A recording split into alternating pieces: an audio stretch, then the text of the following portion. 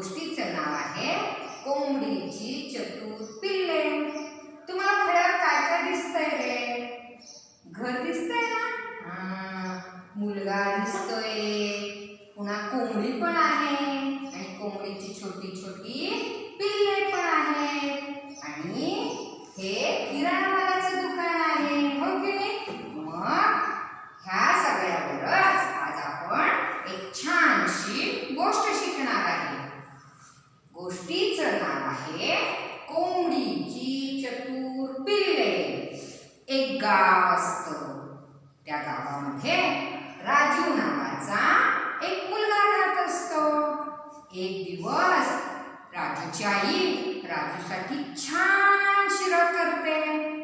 राजू तो शिरा खात खात अंगणात येतो आणि त्या अंगणामध्येच जवळ कोंबडीची छोटी छोटी पिल्ले दाणे टिपत असतात. राजू काय करतो? शिरा खात असतो.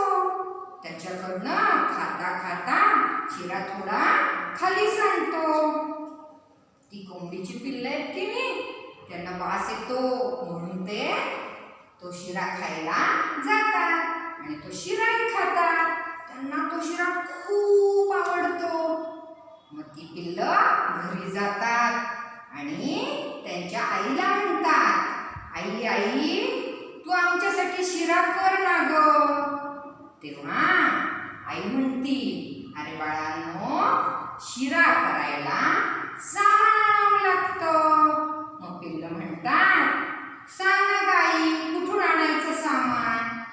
मग आई सांगते, वाणीदादाकडे जावं लागतं आणि सगळं सामान आणावं लागतं. मग पिल्लं चालत चालत वाणीदादाकडे जातात आणि वाणीदादाला म्हणतात, वाणीदादा वाणीदादा रवा द्या मूठभर, साखर द्या पसाभर, जोडीला द्या तूप, शिरा खाऊ खूप खूप. वाणीदादा वाणीदादा रवा द्या मूठभर, साखर द्या पसाभर, जोडीला द्या तूप, शिरा खाऊ खूप खूप.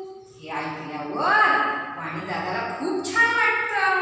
तो काय करतो? रव्याची एक पिशवी बांधतो, साखरेची पिशवी बांधतो आणि तूप पण. हे सगळं त्या पिल्लांना देतो आणि मग ती पिल्लं काय करतात? ते सगळं सामान घेऊन घरी येतात. घरी आल्यानंतर आईला म्हणतात की आई आई आम्ही सामान आणलंय, आम्हाला शिरा करून दे. आई म्हणते, अरे बाळांनो, मला काम आहे, त्यामुळं माझं काम उरकलं की मी तुम्हाला शिरा करून देईन. तुम्ही जे सामान आणलंय ना ते ठेवा एका कोपऱ्यामध्ये. मग पिल्लं म्हणतात ठीक आहे. आणि मग खूप वेळ होतो, उशीर होतो, रात्र होते. पिल्लं झोपून जातात आणि मग काय होतं तेवढ्यात तिथे एक उंदीर मामा येतो. उंदीर मामाला वास येत असतो, काहीतरी चांगलं आपल्याला खायला मिळणार म्हणून. आणि तो येतो आणि बघतो तर काय तिथं रवा असतो. उंदीर मामाला रवा फार आवडतो म्हणून उंदीर मामा तिथला रवा थोडा खायला लागतो. खातो खातो खातो आणि तिथला रवा सगळा संपून जातो आणि तो मग तिथून निघून जातो. आणि मग त्याच्यानंतर काय होतं? त्याच्यानंतर तिथं मुंगी येते आणि मुंगी पण साखर थोडी थोडी खाऊन सगळी साखर खाऊन टाकते आणि ती पण तिथून निघून जाते. आणि मग थोडा वेळ होतो. थोड्या वेळाने काय होतं माहितीये का? तिथे येते एक मणिमाऊ. मणिमाऊ काय करते? तिला पण असा वास आलेला असतो, काहीतरी छान आहे बरं का इथे खायला. आणि ती बघते तर काय तिथे तर तूप असतं. मणिमाऊला तर तूप खूप आवडतं. ती काय करते? सगळं तूप खाऊन टाकते. तुपाचा सगळ्या फडशा पडती.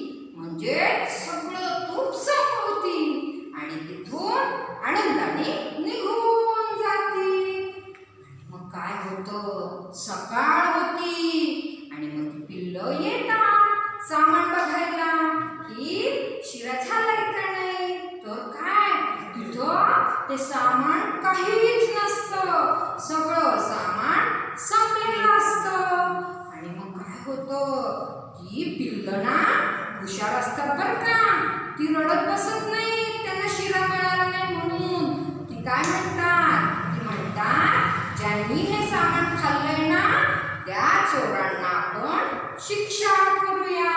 म्हणून ती पिल्लं काय करतात, परत वाणी दादाकडे जातात आणि वाणी दादाला म्हणतात, वाणी दादा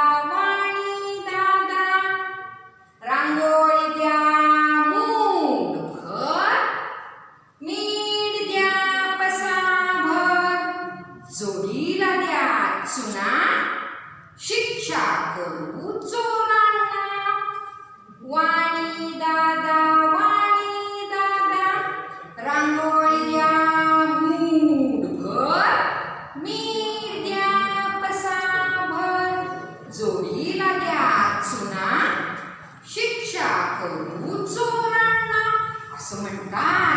आणि मग वाणी दादा सगळं सामान परत देतो त्यांना बांधून आणि मग ती पिल्लं घरी जातात. आणि आदल्या दिवशी जिथं सगळा रवा, साखर, तूप ठेवलेलं असतं ना त्याच ठिकाणी हे पण सामान ठेवतात आणि ते झोपून जातात. आणि मग काय होतं, तिथं हळूच परत काय येतं, उंदीर मामा.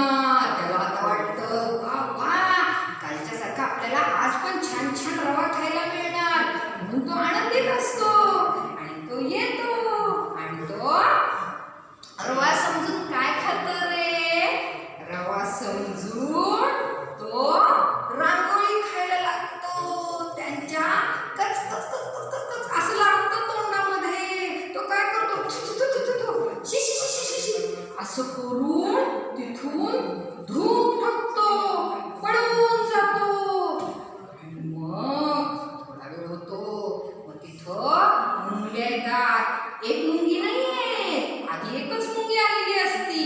तिला साखर खूप खायला मिळालेली असती म्हणून ती तिच्या मैत्रिणींना पण घेऊन येते. खूप येतात मुंग्या आणि त्या साखर समजून मीठ खातात.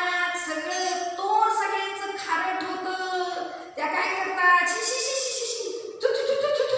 असं करत करत त्या मुंग्या पण तिथून पळून जातात. आणि मग थोड्या वेळाने मणिमऊ येते. ती पण आनंदात असते बरं का. तिला असं वाटत असतं आता आपल्याला काल पण तूप मिळालं, आज पण तूप मिळणार आहे. म्हणून ती काय करते, आनंदाने ते तूप खायला लागते. पण तूप म्हणून ती काय खाते रे, तूप म्हणून ती खाते चुना. सगळं तोंड लाल लाल होतं, जीभ लाल लाल होती, तोंड सगळं भासतं. असं करत करत ती पण तिथून पळून जाते. आणि मग ही पिल्लं सकाळी उठतात तेव्हा बघतात तर तिथलं ते सामान सगळं अस्ताव्यस्त पडलेलं असतं. मग या पिल्लांच्या लक्षात येतं बरोबर चोरांना शिक्षा झालीये, म्हणून ते आनंदी होतात. आणि मग परत वाणी दादाकडे जातात आणि वाणी दादाला म्हणतात, वाणी दादा